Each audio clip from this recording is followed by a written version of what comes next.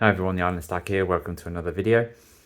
Today I wanted to talk about if I was to begin stacking again, what are some of the types of coins that I would potentially not buy now or potentially look at getting later on in my stacking journey once I'd have a sort of a base foundation of precious metals before start going into some of the speciality type coins.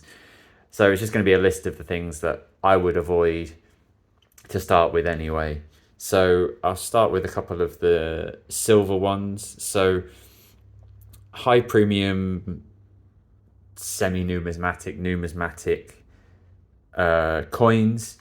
So for example, I've got this Queen's Beast Phoenix coin, but there's the Royal Mint are pumping proof coins, various different things out at the moment, left, right, and centre. So this could be the Tudor Beasts, it could be the Myths and Legends, take your pick, any of those type of things. So I would avoid these based on the fact that they're very expensive for the metal content that they contain. So this is only 1 ounce worth of silver, and with the spot price of silver being around £17.50, £17.60 at the point of making this video, these coins are generally, now that the Royal Mint keeps hiking the prices, these coins are over £100 each. So for weight purposes, they're not a great investment based on the pure metal content that you get for the price that you pay. Similarly, higher premium bullion coins are also something along the same line. So stuff like this Tiger and Dragon coin from the Perth Mint, these sell for a fair premium. So I think these probably go for potentially sort of 30, 40, if not more, pounds per coin. There's various different types of these things, whether it be the remainder of the series that this coin forms part of, but just avoiding higher premium bullion coins as well where possible, trying to, like I say, build the stack of coins as your base. So trying to get as much weight as possible per pound or whatever currency it is that you're spending. So those two kind of go hand in hand.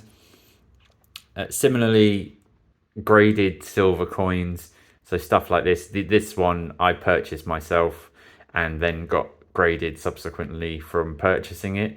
But again, similar to just this coin, just the pure cost of the metal that you get. So 1 ounce of silver is like £100 per coin, and then add the cost of sending this away to NGC, PCGS, whichever coin grading company it is that you use.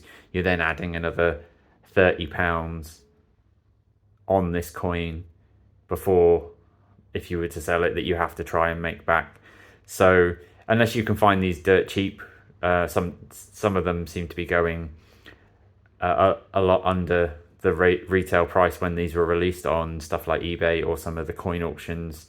Like I've said in some of my more recent videos, some coins are going for silly low money compared to what they launched at from the Royal Mint. Also, large bars of metal, silver, gold, whatever it may be. This is the only bar that I have, and it's not particularly big, but I'm more referring to the sort of kilo bars, 5 kilo silver bars, or the sort of like 100-gram gold bars. I would generally avoid that. Sometimes they are more cost effective.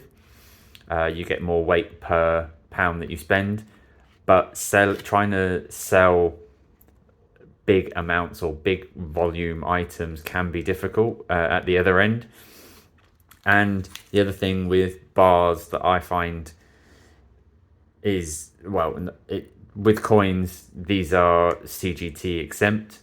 Bars, they are not. So any capital gains that you make on these is then taxable as well. So there is that to bear in mind. So in my opinion, I would avoid bars full stop. I know that, but there's certain things when you go to sell them as well around authenticity, especially if they're sort of more bullion type things that not necessarily in a blister pack or some form of packaging to start with.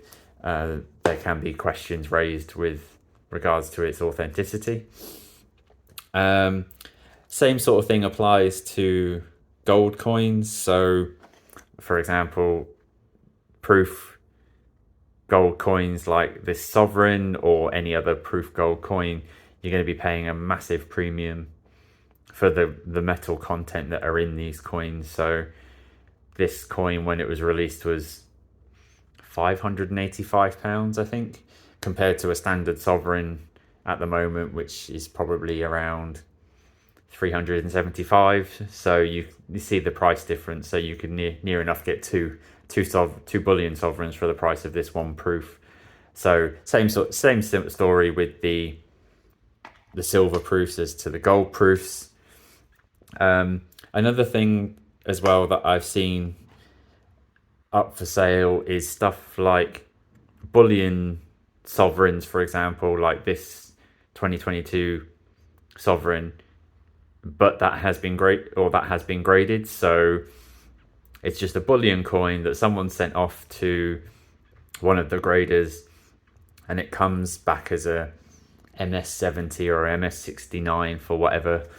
And there's a massive markup put on that coin, even though it's still only a bullion coin. But because it's in a slabbed, then people expect to make more money out of that. I would avoid that, and I would just buy standard bullion coins where you can, just to build, like I say, the weight up going forward.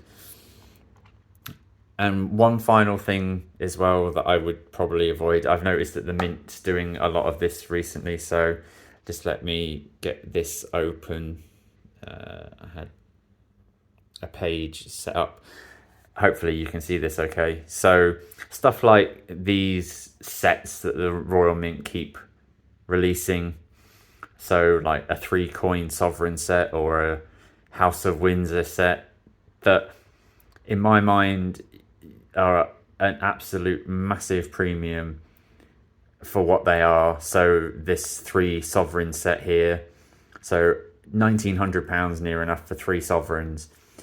I would steer clear of that as much as possible. I know people seem to buy them, and I'm not sure what type of people it is that buy these, but just going around some of the dealers' sites or on eBay or something like that, you can pick these coins up for probably less than half of the price that the Mint is trying to sell these for.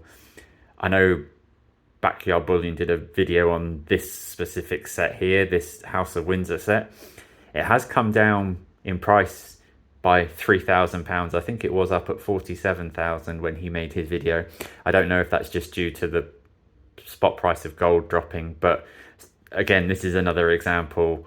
You could source this set yourself for significantly less money than the Mint is selling it for. So I would avoid stuff like this as well, and just try and stick to, as much as you can to start with anyway, bullion coins, just to build up as much weight as possible. I know it's sometimes not the nice or not exciting buying, say, just Britannias over and over again or Sovereigns over and over again, but for the long term, I think that's probably the best option going forward. And then maybe once you have a significant base stack to go from, then start maybe looking at some of these higher premium numismatic type coins. But that's it. Just my thoughts. Let me know if there's anything that you would avoid that I have missed, or if you would disagree with any of the things that I've suggested. Let me know in the comments down below. Thank you very much for watching, and I'll catch you all on the next one. Cheers.